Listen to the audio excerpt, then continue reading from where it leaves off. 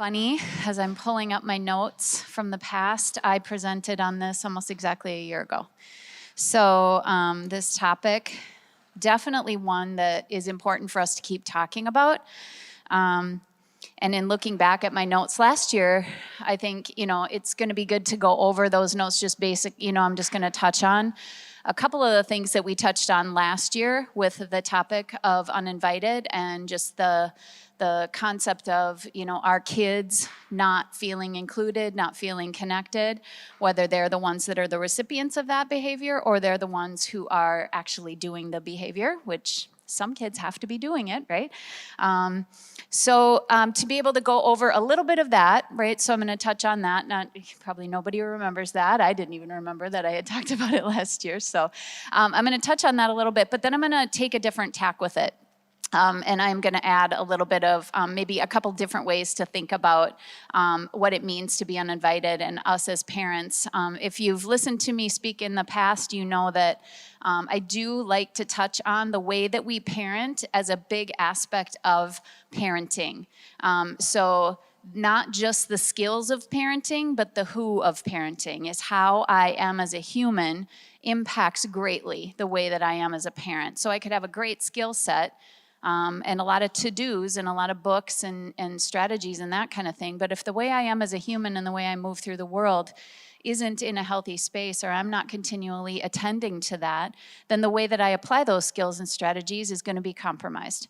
And so I'm going to talk about that kind of thing because that's really, really important. So like I said, last year we did Uninvited, part 1, I'll call it. And we covered a couple of important topics. It was signs to watch for, and so things that you would maybe notice in your children when they are experiencing exclusion, and it could be intentional exclusion, unintentional exclusion, or actual bullying category, right? So you can get up into that really mean exclusionary kind of behavior. The most exclusionary kind of experiences that kids have, though, is unintentional. And so it is, for the most part, things that happen just in the normal way that kids do life, right? Everybody can't be invited to the party. Not everybody can fit at the lunch table, stuff like that. But it creates a situation where kids feel like they're left out, and that is a natural outcome of that kind of thing. So I went over some of the signs to watch for in your kids so that you can kind of stay in tuned and ask the right questions about what's going on with our kids. And then I went over a couple of things that we can do as parents, how we can support, how we can have conversation starters and kind of draw our children out. Some of our kids are big talkers, right? We've got some that'll just dump and let you know everything that they have going on inside of them. And some of them are just like, they're like locked vaults, right? That they rarely will ever let out what's going on the inside of them. And so having some strategies to go over that, or to draw out our children, was some of the things that I talked about. I'm not going to go over those in detail, like I said, because I did it last time, and maybe we can post some of those if you're interested in that, or I can connect you with websites that are really valuable to go over those kinds of things. But like I said, I am going to go over a different approach to it. So what is happening underneath the behavior of exclusion? And I'm going to talk about it more from the perspective of the person on the receiving end of the exclusion, because that's generally what I hear most for parents who are concerned about how their kids are experiencing school and maybe some of the struggles that they're having. A lot more of it is that feeling of exclusion. And so how do we help our kids when we find out, gosh, they feel like they're left out, or they feel like they're alone? The concept of belonging versus fitting in is a really important concept, and that's the one I'm going to talk about. There are two very, very separate they're separate ideas, and yet we use them interchangeably. And so I want to define those things, and I want to help us to identify when we're seeing our children struggling with fitting in, that usually they are struggling with belonging as well, and they're two different things. Fitting in is becoming who we need to be accepted. So fitting in has to do with, what does everybody else look like? How do they talk? what kind of clothes are they wearing? What kind of media are they subscribing to? What kind of music are they listening to? And how can I then emulate that and model that and be the same, right? So fitting in has to do with changing who I am in order to be similar to who is on the outside. Belonging says that being who I am is presenting my authentic and imperfect self to the world. So belonging has nothing to do with having similar aspects or looking the same, acting the same, speaking the same, all of those types of things as your community. Belonging is something that we carry with us, and as Brené Brown would say, is non-negotiated with the world. It is not something that whether you fit in or whether you don't fit in is affected. And that is the key piece when we're talking about our children feeling that sense of disconnection and that sense of not fitting in. That is the area that I want to encourage us as parents to be honing in on and identifying for our children. I think sometimes we can inadvertently encourage our children to do things to fit in, and that can be problematic. Not saying that that's always a bad thing. Sometimes that's a good thing. But we don't always want to be focusing on that. We don't want to encourage the message that you need to change who you are in totality in order to be accepted and to feel connected with your community. When we talk about fitting in, I'm going to refer a lot to Brené Brown. So if you know Brené Brown, you already know how great she is. And if you don't, then I'm going to encourage you to listen to some of her podcasts and to read some of her books, because she's got some really great ideas on all of this and more. But I'm really going to draw from some of her research and her writings when I'm talking about belonging versus fitting in. So fitting in, it's found that is very shame-based, because when I feel like I need to fit in, it comes from the root of not feeling good enough just as I am. Right? So when I am working to fit in, I am looking for things to change to be good enough to fit into this group or with that person, right? So and it's usually so subconscious. It's not usually something that we're thinking actively, or if we're thinking it, it's only a thought, and it's not something that we generally are wanting to talk to other people about, because it's a very difficult thing. I mean, probably some of us have or do struggle with those very same thoughts, and the idea of fitting in. Belonging, a basic human need. So I have referred to the 3 C's many times when I have been talking here on different topics. And when we talk about the 3 C's, the 3 root core needs of every single human being, the first one is to count, meaning I matter. I have value. The second is to feel capable. I have skills and abilities and things to offer the world. And the third is I'm connected. That means that I have community, that people see me, that I matter, that I'm important, and that I have that. So that sense of belonging is that 3rd C. And as human beings, we need to have that in some way. And when our children don't have that, they seek it out in any way they can find it, because it is a root need that we all need as humans. And then oftentimes, because of just kind of what their environments are showing, or just that lack of emotional maturity, our children will defer to fitting in strategies. So they will shift what they're wearing, they'll shift the music they're listening to, they'll shift, all kinds of things in order to be in the cool kid group or in whatever group they've decided that they want to be connected with. Brené Brown has she has a lot of things that she's written about with this topic, but she did one of the books, and I don't know exactly which book this came out of, but she did some focus groups that she used to draw a lot of her information from. And the focus groups were primarily in the 8th grade year. That is a really tough year, if anybody can remember it. I can't even remember my 8th grade year, and I'm 100% sure it's a trauma response. So I'm just good with that. Apparently my brain isn't ready to handle what I experienced in 8th grade, and that's fine. I'm good with that. But 8th grade is really tough because it's that transition. They're a lot of kid and they're a lot of adult, but not fully either, right? And they're trying to figure out, how do I be an adult and kid, in kid biodynamics, right? In a partly kid, partly adult body with partly a kid and partly adult emotional maturity, and it's just a mess for most of them. And so Brené Brown did focus groups with 8th graders, and she asked about the concept of belonging versus fitting in. And here's some of the quotes that she got from the 8th graders. Belonging is being accepted for you. Fitting in is being accepted for being like everyone else. And that's an 8th grader saying that, which is just, it makes my heart ache, right? And it's just mind-blowing that, our kids get this, they see this, and yet they're living in environments where belonging isn't celebrated, fitting in is celebrated. Another quote, I get to be me if I belong.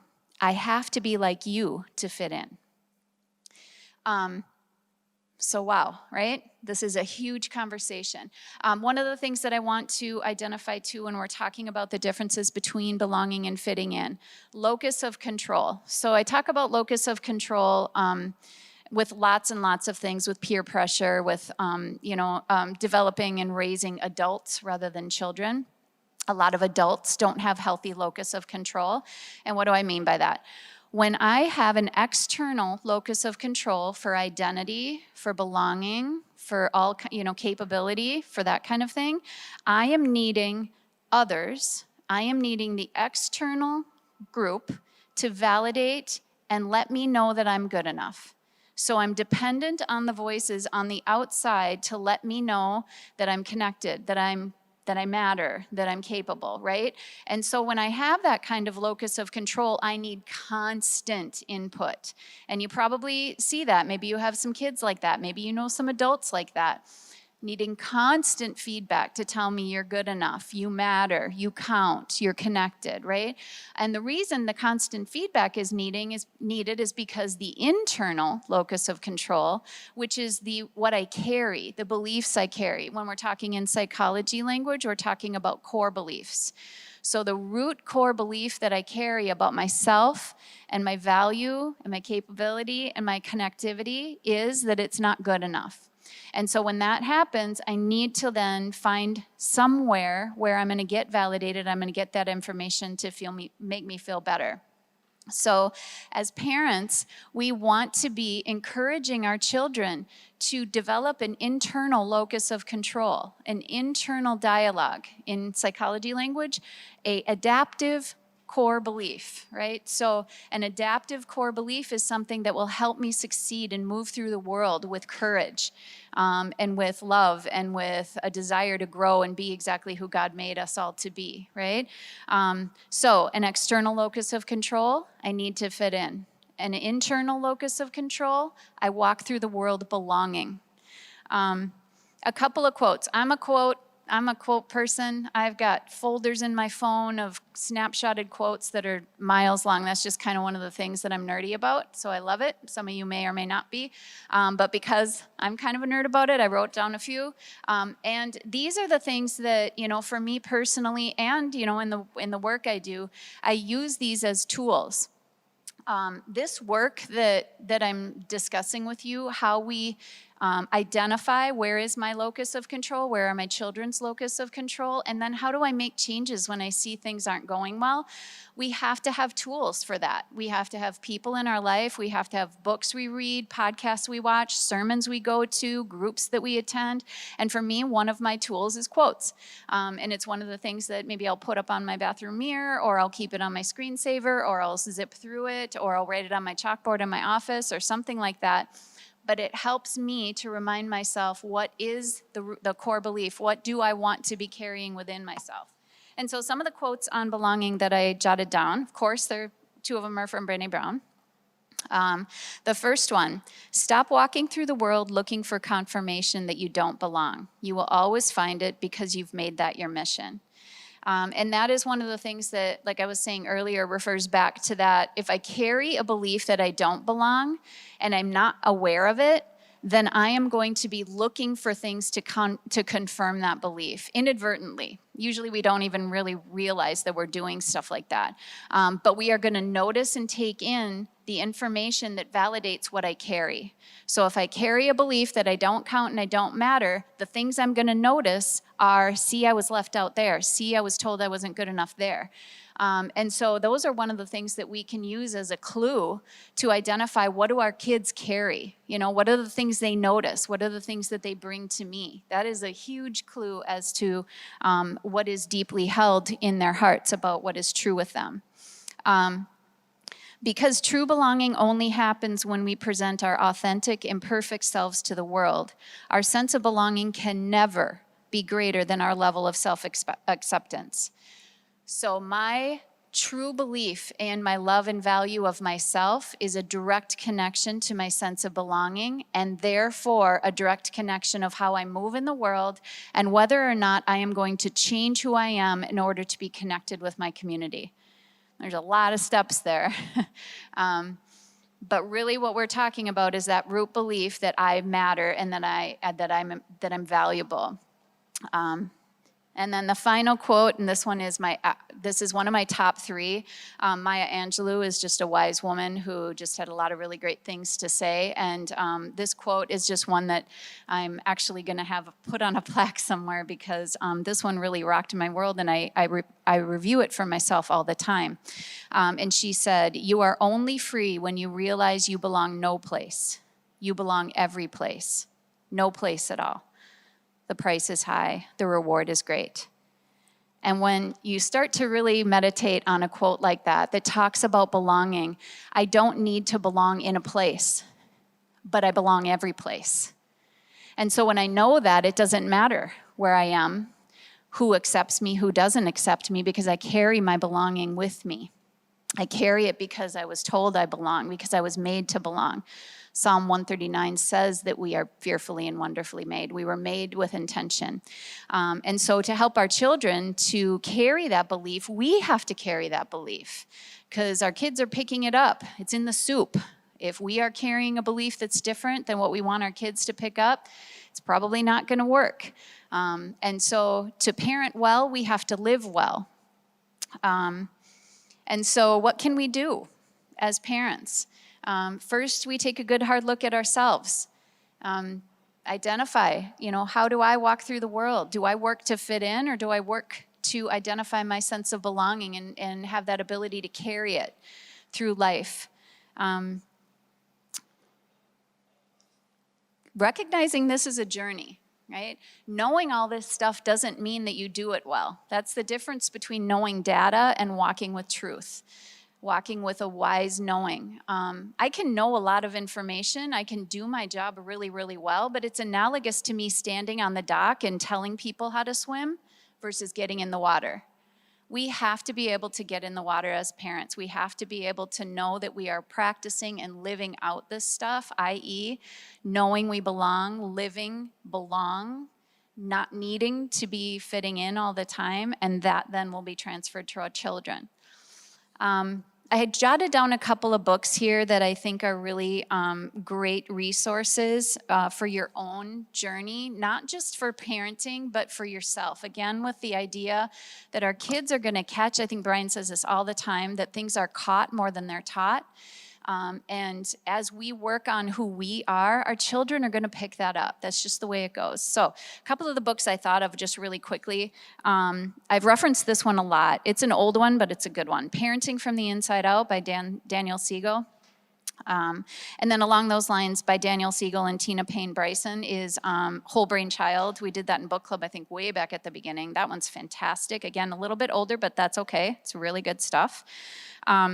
Raising an Emotionally Intelligent Child, that's John Gottman and the Gottman Institute. John Gottman is just a pioneer in primarily couples counseling and working with relational stuff, but he's just fantastic, well respected in the field.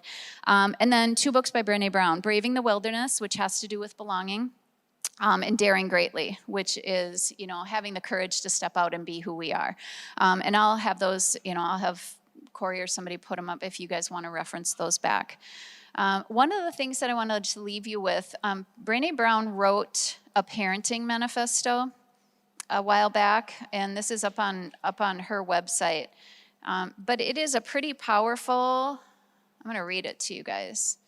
because it's a pretty powerful reminder to ourselves and our children of the kind of parent that I am growing to be, that my goal is to be and to continue to be, and recognizing that I am always on this journey of being this parent, ever more honestly and humbly and fully, but that I'll never fully arrive. So I'm going to read this Wholehearted Parenting Manifesto as I close, just kind of keeping this hopefully short and sweet. I know this was a topic that I did go deep with, but I wanted to make sure we weren't just talking about strategies. We were talking about the depth and the root of the whole thing, and giving you some things to maybe think about and work on for yourself. So, the Wholehearted Parenting Manifesto.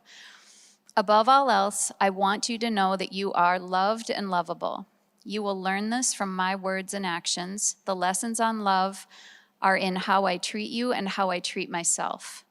I want you to engage with the world from a place of worthiness. You will learn that you are worthy of love and belonging and joy every time you see me practice self-compassion and embrace my own imperfections. We will practice courage in our family by showing up, letting ourselves be seen, honoring vulnerability. We will share our stories of struggle and strength. There will always be room in our home for both. We will teach you compassion by practicing compassion with ourselves first. How many of you talk with compassion to yourself in your self-talk? Not many of us do that on the regular. So, then with each other. We will set and respect boundaries. We will honor hard work, hope, and perseverance. Rest and play will be family values as well as family practices. You will learn accountability and respect by watching me make mistakes and make amends, and by watching how I ask for what I need and talk about how I feel. I want you to know joy, so together we will practice gratitude. I want you to feel joy, so together we will learn how to be vulnerable.